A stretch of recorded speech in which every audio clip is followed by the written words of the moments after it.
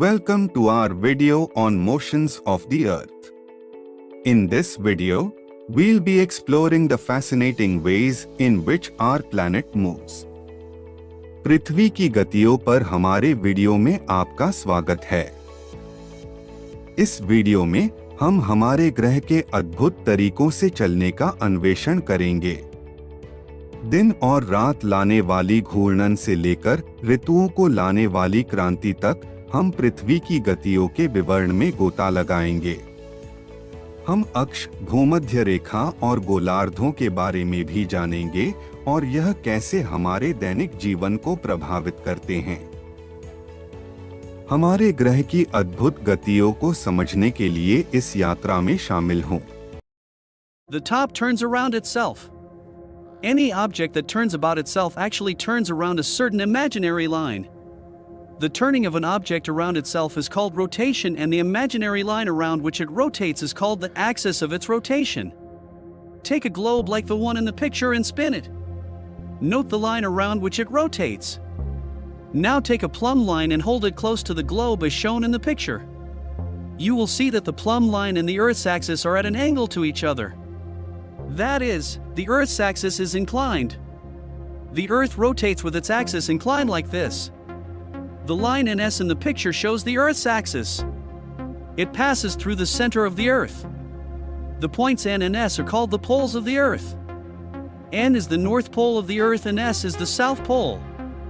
If a circle were drawn around the surface of the Earth exactly in between the north and south poles, it would divide the Earth into two equal parts.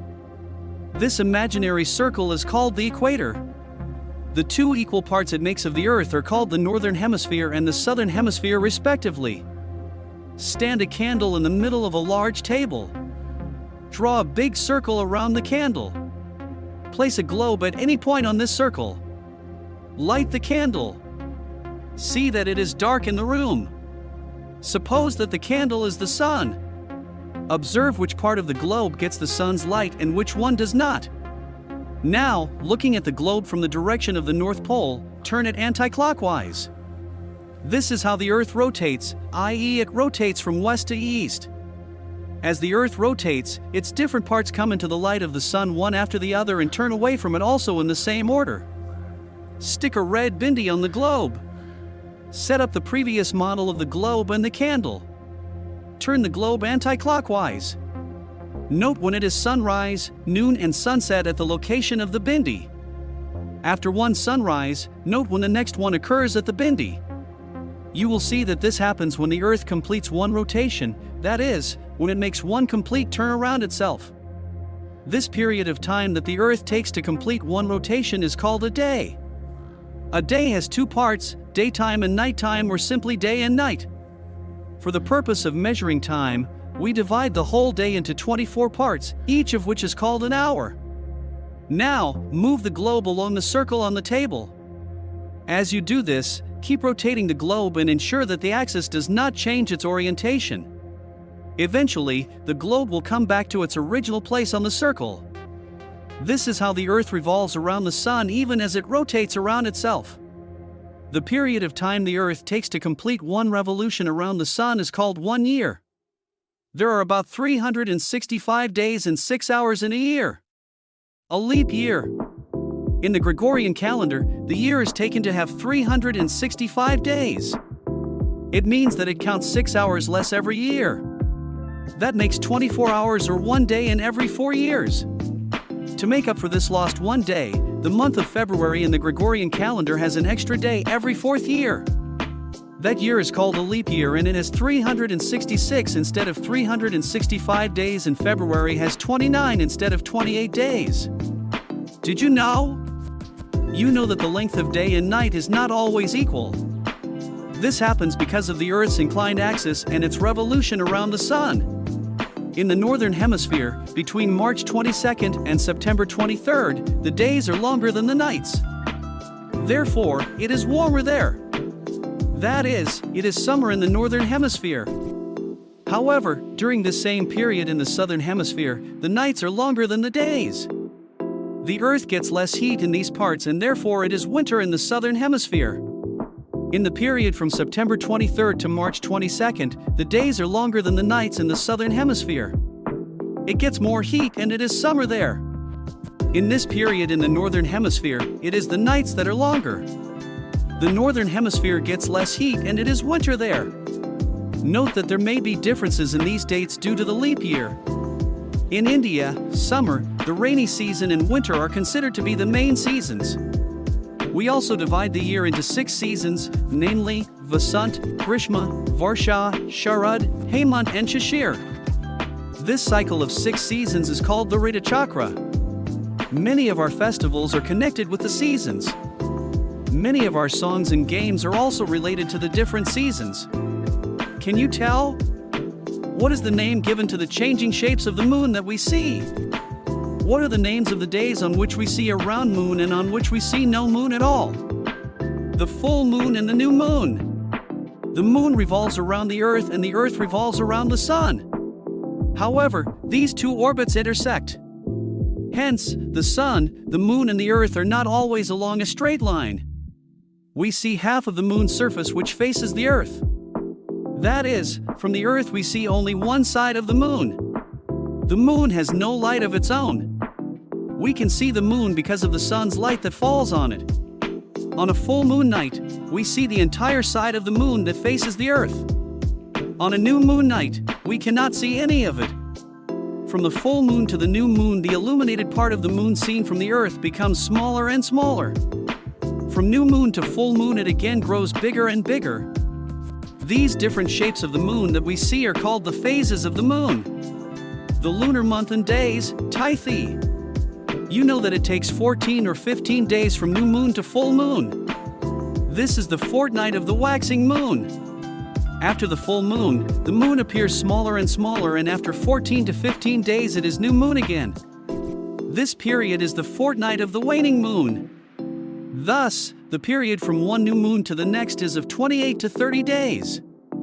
It is called the lunar month. Every day of the lunar month is called a Tithi. पृथ्वी की गतियां सबसे ऊपर का हिस्सा अपने आप पर घूमता है। कोई भी वस्तु जो अपने आप पर घूमती है, वह वास्तव में एक निश्चित काल्पनिक रेखा के चारों ओर घूमती है। वस्तु के अपने आप पर घूमने को परिक्रमण कहा जाता है और वह काल्पनिक रेखा जिसके चारों ओर यह घूमता है, इसके परिक्रमण की अक्ष कहलाती है। पृथ्वी का परिक्रमण तस्वीर में दिखाए गए ग्लोब को लें और इसे घुमाएं। देखें कि यह किस रेखा के चारों ओर घूमता है। अब एक सुई लाइन लें और इसे ग्लोब के पास पकड़े जैसा कि तस्वीर में दिखाया गया है। यदि आपको सुई लाइन नहीं मिल सकती है, तो एक लंबी धागे को एक इरेजर से बांधें और एक बनाएं। आप देखेंगे कि सुई लाइन और पृथ्वी की अक्ष एक दूसरे के सापेक्ष कोण पर हैं। यानी पृथ्वी की अक्ष तिरछी है। पृथ्वी की अक्ष तिरछी होने के कारण इसका परिक्रमण एक विशिष्ट तरीके से होता है। पृथ्वी का परिक्रमण एक दिन में एक बार होता है, जिसे हम दिन और रात कहते हैं। एक मोमबत्ती को एक बड़े टेबल के बीच में रखें। एक बड़ा सर्कल मोमबत्ती के चारों ओर बनाएं। ग्लोब को इस सर्कल पर किसी भी स्थान पर रखें। मोमबत्ती को जलाएं। देखें कि कौन सा हिस्सा सूरज की रोशनी में आता है और कौन सा हिस्सा नहीं। अब उत्तरी ध्रुव की दिशा से ग्लोब को देखें और इसे घड़ी की दिशा में घुमाएं। यह पृथ्वी के परिक्रमण का तरीका है। जैसे ही पृथ्वी घूमती है, इसके विभिन्न हिस्से सूरज की रोशनी में आते हैं और उसी क्रम में दूर भी जाते हैं। एक लाल बिंदी को ग्लोब पर चिपकाएं। पिछले मॉडल को फिर से बनाएं और ग्लोब को घुमाएं। देखें कि कब सूरज की रोशनी में आता है और कब दूर जाता है। एक दिन में पृथ्वी एक पूरा परिक्रमण करती है, जिसे हम एक दिन कहते हैं। एक दिन में 2 हिस्से होते हैं, दिन और रात। समय मापने के लिए हम एक दिन को 24 हिस्सों में बांटते हैं, जिन्हें हम घंटे कहते हैं। एक वर्ष। अब ग्लोब को सर्कल पर घुमाएं और सुनिश्चित करें कि इसकी अक्ष अपनी दिशा नहीं बदलती है। अंत में ग्लोब अपने मूल स्थान पर वापस आ जाएगा। यह पृथ्वी का सूरज के चारों ओर परिक्रमण है। पृथ्वी को सूरज के चारों ओर एक परिक्रमण करने में जितना समय लगता है, उसे एक वर्ष कहते हैं। एक वर्ष में लगभग 365 दिन और 6 घंटे होते हैं। एक लीप वर्ष ग्रेगोरियन कैलेंडर में वर्ष को 365 दिनों का माना जाता है, जिसका अर्थ है कि यह प्रत्येक वर्ष 6 घंटे कम गिनता है। यह 4 वर्षों में 24 घंटे या एक दिन के बराबर होता है। इस खोए हुए एक दिन की भरपाई करने के लिए ग्रेगोरियन कैलेंडर में फरवरी का महीना हर 4 साल में एक अतिरिक्त दिन के साथ होता है। इस वर्ष को लीप वर्ष कहा जाता है और इसमें 366 दिन होते हैं और फरवरी में 29 दिन होते हैं। क्या आप जानते हैं कि दिन और रात की लंबाई हमेशा समान नहीं होती है। यह पृथ्वी की तिरछी अक्ष और सूरज के चारों ओर इसके परिक्रमण के कारण होता है। उत्तरी गोलार्ध में 22 मार्च और 23 सितंबर के बीच दिन रात से लंबे होते हैं, इसलिए यहां गर्मी होती है। यह उत्तरी गोलार्ध में गर्मी है। हालांकि इसी अवधि के दौरान दक्षिणी गोलार्ध में रातें दिनों से लंबी होती हैं। पृथ्वी को इस हिस्से में कम गर्मी मिलती है और इसलिए यह दक्षिणी गोलार्ध में सर्दी होती है। 23 सितंबर और 22 मार्च के बीच दक्षिणी गोलार्ध में दिन रात से लंबे होते हैं। यहाँ अधिक गर्मी मिलती है और इसलिए यह दक्षिणी गोलार्ध में गर्मी होती है। इस अवधि के दौरान उत्तरी गोलार्ध में रातें दिनों से लंबी होती हैं। उत्तरी गोलार्ध को कम गर्मी मिलती है और इसलिए यह उत्तरी गोलार्ध में सर्दी होती है। नोट करें कि लीप वर्ष के कारण तारीखों में अंतर हो सकता है। भारत में गर्मी, वर्षा और सर्दी मुख्य मौसम माने जाते हैं। हम वर्ष को 6 मौसमों में भी बांटते हैं, जिन्हें वसंत, ग्रीष्म, वर्षा, शरद, हेमंत और शिशिर कहा जाता है। इसे ऋतुचक्र कहा जाता है। हमारे कई त्योहार मौसमों से जुड़े हुए हैं। हमारे कई गीत और खेल भी विभिन्न मौसमों से संबंधित हैं। क्या आप बता सकते हैं? 1. चंद्रमा के बदलते आकार जो हम देखते हैं, उन्हें क्या कहा जाता है? 2. कौन से दिन हम एक गोल चंद्रमा देखते हैं और कौन से दिन हमें कोई चंद्रमा नहीं दिखता है? चंद्रमा के बदलते आकार को चंद्रमा के चरण कहा जाता है। चंद्रमा के चरण चंद्रमा की स्थिति पर निर्भर करते हैं।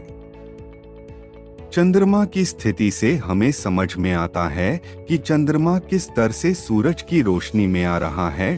चंद्रमा के चरण सूरज की रोशनी में चंद्रमा की स्थिति पर निर्भर करते हैं। चंद्रमा के चरण के कारण हमें अलग अलग तरह के चंद्रमा दिखाई देते हैं। चंद्रमा के आज हमारे साथ पृथ्वी की गति विषय पर बात करने के लिए धन्यवाद। मुझे उम्मीद है कि आपको हमारी चर्चा पसंद आई होगी और पृथ्वी की गति के बारे में कुछ नया सीखने को मिला होगा। पृथ्वी की गति क्या है? पृथ्वी सूरज के चारों ओर घूमती है और अपने अक्ष पर घूमती है। पृथ्वी की गति क्यों महत्वपूर्ण है? पृथ्वी की गति हमें दिन और रात, ऋतुओं और वर्षों के बारे में सिखाती है। अगर आपको यह वीडियो पसंद आया है तो कृपया हमारे वीडियो को लाइक करें, हमारे चैनल को सब्सक्राइब करें और अधिक सीखने का सामग्री पाएं। इस वीडियो को अपने दोस्तों और क्लासमेट्स के साथ शेयर करें। आपका साथ हमारे लिए बहुत महत्वपूर्ण है। अगली बार तक अलविदा और सीखते रहें। हम अपने अगले वीडियो में फिर मिलेंगे, जहां हम और अधिक रोचक विषयों और विचारों पर बात करेंगे। तब तक के लिए अलविदा।